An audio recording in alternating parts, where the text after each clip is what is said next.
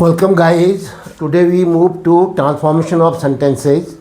The chapter is conversion of simple and complex sentences. साधारण और संयुक्त वाक्यों में परस्पर परिवर्तन. सिंपल सेंटेंस को कॉम्प्लेक्स में बदलना. मेन क्लॉज के साथ 3 प्रकार की क्लॉजें आ सकती हैं कॉम्प्लेक्स बनाने के लिए. Number 1 by using noun clause. Number 2 by using adjective clause. Number 3 by using adverb clause. जब आप कॉम्प्लेक्स सेंटेंस बनाओगे तो मेन क्लॉज के साथ नाउन क्लॉज आएगी या एडजेक्टिव क्लॉज आएगी या एडवर्ब क्लॉज. लेकिन आज का जो चैप्टर है वो है बाय यूजिंग नाउन क्लॉज. देखिए एक्सरसाइज नंबर 2 में हम बढ़ रहे हैं. क्या दिया है? Convert the following simple sentences into complex sentences by using noun clause. आज आपको केवल नाउन क्लॉज का प्रयोग करना है मेन क्लॉज के साथ.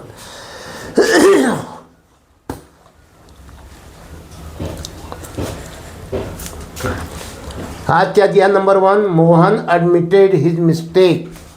मोहन ने अपनी गलती स्वीकार की.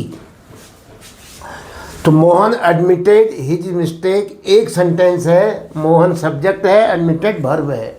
न दूसरी वर्ब आई है न दूसरा सब्जेक्ट, इसीलिए इसको सिंपल सेंटेंस कहते हैं. अब जब हम कॉम्प्लेक्स बनाएंगे तो उसमें 2 क्लॉज आएंगी. 2 क्लॉज के माने 2 सब्जेक्ट 2 वर्ब, और बीच में किससे जुड़ा होगा? कंजक्शन से. नाउन क्लॉज प्राय डैट से जुड़ता है, लेकिन कभी कभी डैट का काम व्हाट भी करता है, वेयर भी करता है, व्हेन भी करता है. ये परिस्थिति के अनुसार होगा. मोहन एडमिटेड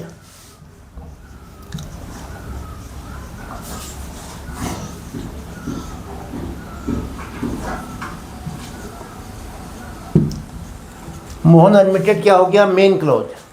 मोहन ने स्वीकार किया. क्या स्वीकार किया? अब वो अपनी गलती कह रहा है मोहन ने. हम कहेंगे कि वो गलत था. मोहन ने स्वीकार किया कि मोहन गलत था, मोहन ने गलती की थी. मोहन ने स्वीकार किया दैट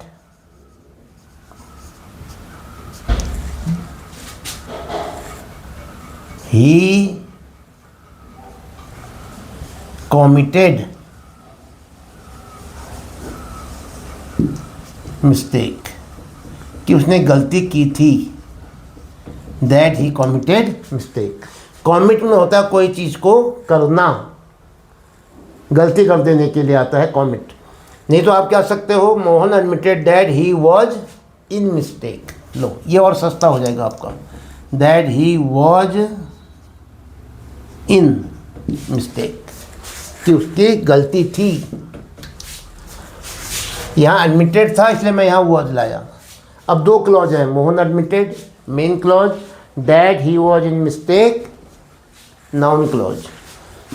दोनों मिलके क्या बने? Complex sentence. Number 2 I do not know his name. मैं उसका नाम नहीं जानता हूँ. आई डू नॉट नो, मैं नहीं जानता हूँ. एक क्लॉज तो ये बन गई. क्या नहीं जानता हूँ? उत्तर मिलेगा व्हाट हिज नेम इज. उसका नाम क्या है? ये कह रहा है ना मैं उसका नाम नहीं जानता हूँ. तो आपने 2 टुकड़े करने हैं, इसके 2 वाक्य बनाने हैं या 2 उपवाक्य बनाने हैं. पहला तो बन जाएगा आई डू नॉट नो.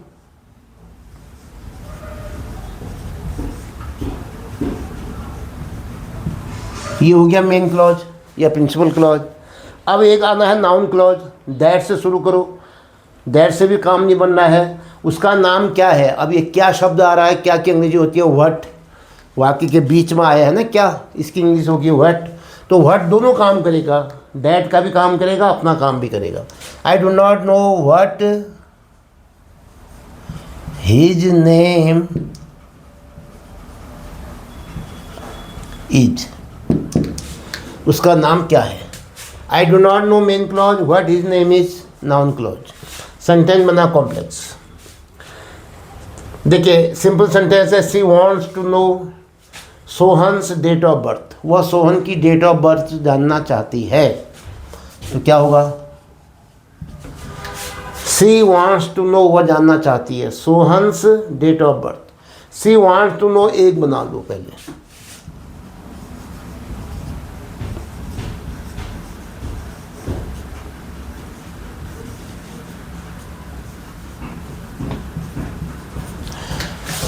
ये हो गया मेन क्लॉज। अब इसमें डैट जोड़ो, व्हाट जोड़ो, वेयर जोड़ो। She want to know, Sohan से डेट ऑफ बर्थ आ जानी चाहिए। What, she want to know what is, क्योंकि प्रेजेंट टेंस है ना तो इज आएगा। What is the date of birth of Sohan. She want to know की अंग्रेजी क्या होगी, व्हाट। और क्या है, इसकी अंग्रेजी क्या होगी, व्हाट। दोनों काम कर दिया इसने। She want to know what is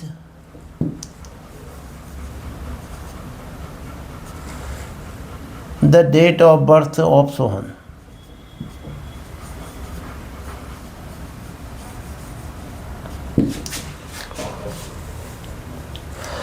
अगर आप कहोगे लंबा हो जा रहा है सेंटेंस तो एक काम करो, शी वांट टू नो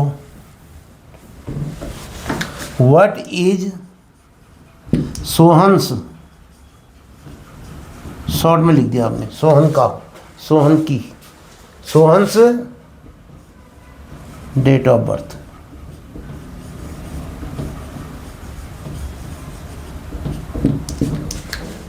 वो जानना चाहती है, main clause, what is Sohan से डेट ऑफ बर्थ, सोहन की डेट ऑफ बर्थ क्या है, ये हो गया noun clause.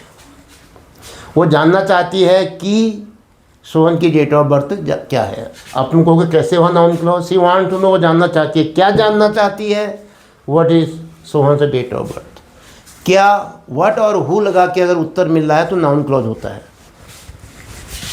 Number 4, he is known to be very honest, वो बहुत ईमानदारी के लिए जाना जाता है। अब क्या कहोगे, ही इज ऑनेस्ट तो हो सकता है, ही is very honest, he is very honest, वो बहुत ईमानदार है, कि वो बहुत ईमानदार है। लेकिन उससे पहले प्रिंसिपल क्लॉज क्या बनाओगे, लो ये बात सब जानते हैं, इट इज। अब ये तो तभी होगा जब आप अभ्यास करेंगे, इट अपने मन से लाए आप। It is known to all,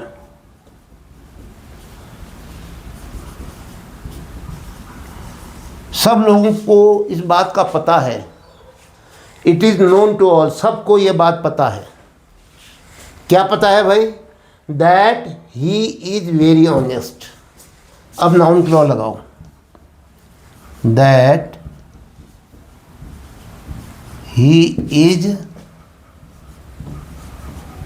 very honest. It is known to all that he is very honest. Next, 5th, I know his profession, मैं उसका व्यवसाय जानता हूँ। तो क्या होगा, आई नो, मैं जानता हूँ। ये सब्जेक्ट, ये वर्ब, ये मेन क्लॉज हो गई, जिसको आप प्रिंसिपल क्लॉज कहते हो। मैं जानता हूँ, क्या जानता हूँ, कि उसका प्रोफेशन क्या है। क्या शब्द आ रहा है वाक्य के बीच में, इसकी अंग्रेजी व्हाट आएगी। और की अंग्रेजी आ रही है डैट, लेकिन डैट और व्हाट दो शब्द नहीं आ सकते हैं, तो व्हाट दोनों काम कर सकता है, की का भी, डैट का भी और अपना भी। तो क्या कहोगे फिर, I know what his profession is, मैं जानता हूँ उसका प्रोफेशन क्या है। What, WHAT, what his profession is. I know main clause, what his profession is noun clause. Sentence क्या बन गया, complex sentence. Number 6, I expect to meet my friend tonight, आज रात मैं अपने मित्र से मिलने की आशा रखता हूँ। आई एक्सपेक्ट, मैं अपेक्षा करता हूँ, टू मीट, मिलने की, माई फ्रेंड, अपने मित्र से, टू नाइट, आज रात, मैं आज रात अपने मित्र से मिलने की अपेक्षा रखता हूँ। आई एक्सपेक्ट, मैं आशा करता हूँ, that I will meet my friend tonight, कि मैं आज अपने दोस्त से अवश्य मिल जाऊँगा। क्या कहा मैंने, आई एक्सपेक्ट। इसको मैं बदलना चाह रहा था आई होप, लेकिन आप कहोगे होप कहाँ से ला गए आप, तो इसलिए मैंने आई एक्सपेक्ट को आई एक्सपेक्ट की रखा। ये हो गया आपका मेन क्लोज। मैं अपेक्षा करता हूँ, मैं आशा रखता हूँ। क्या आशा रखता हूँ? दैट कि मैं आज रात अपने दोस्त से मिलूँगा, कि आज मेरी अपने दोस्त से भेंट होगी। आई एक्सपेक्ट दैट, अब यह प्रेजेंट इंडेफिनिट है तो वहाँ फ्यूचर इंडेफिनिट आएगा। प्रेजेंट और फ्यूचर इंडेफिनिट का बड़ा अच्छा संयोग माना जाता है। I expect that I shall meet my friend tonight।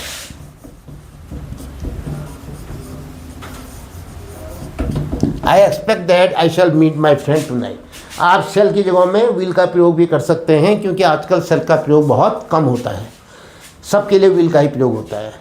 यहाँ पर हो जाएगा मैं अपने दोस्त से आज़ाद अवश्य मिलूँगा, थोड़ा सा उसमें और अच्छा लगेगा आपको। नंबर 7, आई एक्सपेक्ट क्या हो गया? Main clause. That I shall meet my friend tonight क्या हो गया? Noun clause. सेंटेंस क्या बना? Complex sentence. तो कैसे बनाया कॉम्प्लेक्स सेंटेंस? आपने नाउन क्लॉज की मदद से बनाया। Next, nobody knows his address. Nobody knows, कोई नहीं जानता है। क्या नहीं जानता है? कि उसका पता क्या है। मैंने कहा कोई नहीं जानता है। क्या नहीं जानता है कोई? कि उसका पता क्या है। उत्तर मिल रहा नहीं मिल रहा? कि उसका पता क्या है। ये जो क्या शब्द है WH वर्ड है, व्हाट। तो इसलिए डैट लगाएंगे तो फिर व्हाट लगाना पड़ेगा, तो दो तो आएंगे नहीं कंजक्शन। तो क्या करोगे? व्हाट जो है दोनों काम करेगा, डैट का भी काम करेगा, अपना भी काम करेगा। तो इसलिए क्या हो गया? Nobody knows.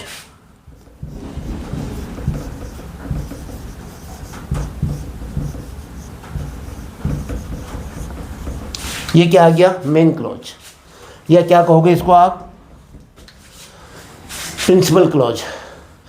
अब उसका पता क्या है, ये जो क्या शब्द है इसकी अंग्रेजी व्हाट होती है। ये दोनों, ये व्हाट का भी काम करेगा और डैट का भी। Nobody knows what his address.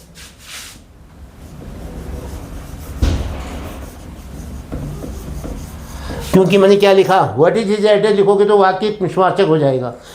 What his address क्या है? नाउन है, ये सब्जेक्ट है। व्हाट हिज एड्रेस, अब वर्ब आएगी इज, तो ये वाक्य असल्टिव बना। इससे क्वेश्चन मार्क नहीं लगा सकते हैं आप दूसरे सेंटेंस में। सबऑर्डिनेट क्लॉज में, सबऑर्डिनेट क्लॉज को आपको अगर प्रश्नवाचक बन रहा तब भी उसको आपको असल्टिव बनाना पड़ेगा।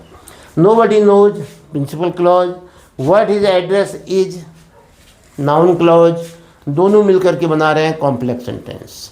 तो आज आपने सिंपल सेंटेंसेस को नाउन क्लॉज की मदद से, बाय यूजिंग नाउन क्लॉज, क्या किया? कॉम्प्लेक्स सेंटेंस बनाया। आपकी समझ में कितना आ रहा है?